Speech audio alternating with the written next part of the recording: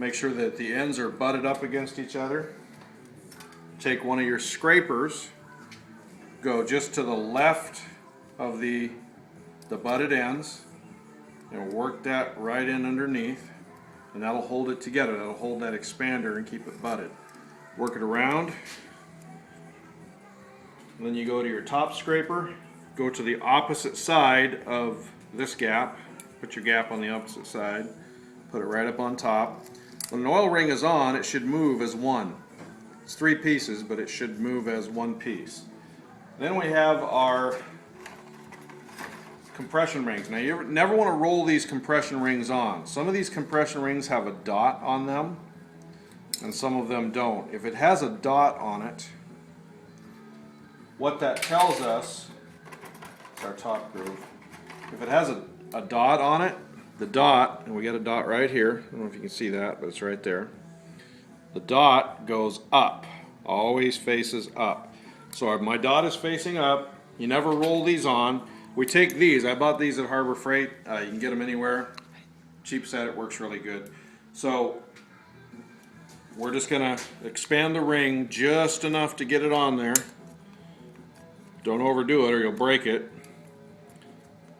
And get it right over, and there we are, number 2. Now we got our top ring here, and I always like to take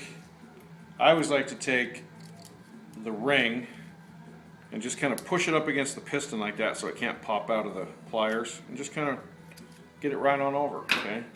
Now you got your rings. That's your top compression ring, your second compression ring, your oil ring. That's your rings. Next, we've got our crankshaft bearings in. We put a little bit of lube on them. We also need to put our camshaft in. So this is our camshaft here. Now, flat tappet camshafts, they take a specific type of lube, mainly because the oil that is on the shelf today, they have taken a lot of the ingredients out of it, such as the zinc and the copper and the phosphorus. They've taken the ingredients out of it that cause the cam to live. But we want to put our camshaft in. We definitely don't want to put it in without any lube. So we're going to lube this cam up and put it in. There's lots of different kinds of lube. You can use white grease, black grease, graphite. I like to put a generous amount of lube on the distributor gear. And then we'll just go ahead, put our cam in. As we go, I want to make sure that I get plenty of lube on these lobes. Now I've already put some motor oil on the bearings in here, so I'm not too worried about the main journals here. But we want to get these lobes coated with this lube so that during startup and break-in we don't have any issues with our cam.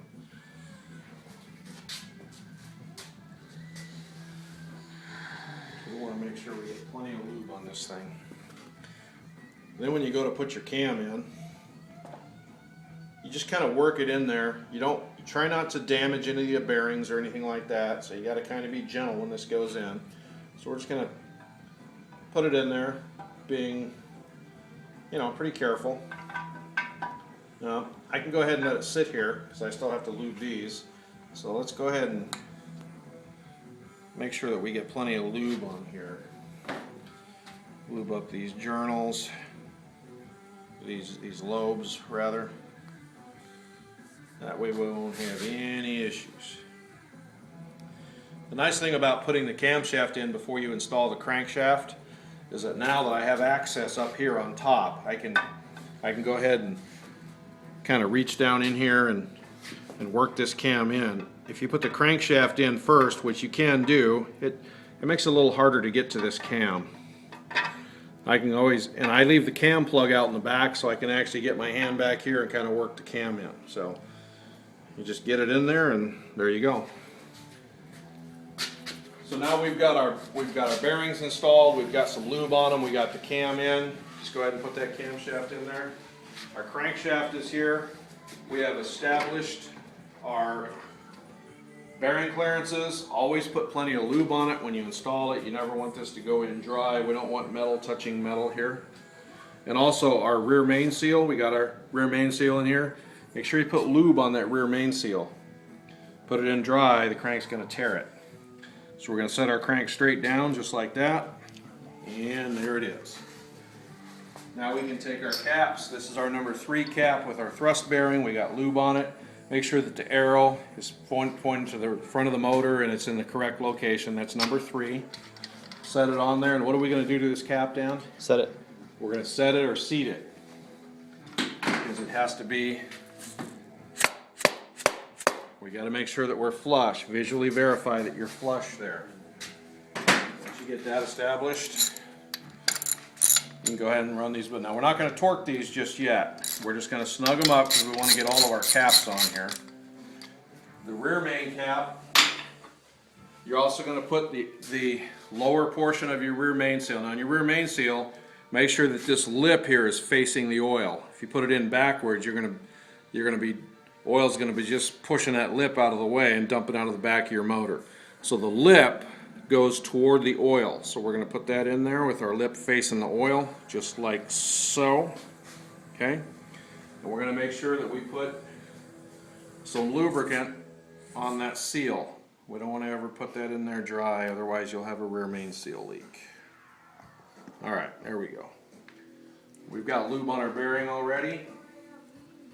Take your bolts. Now, we've already oiled these bolts, but that's one point that you need to make sure. Make sure that there is some type of lubricant or oil in the bolts. Never put them in dry.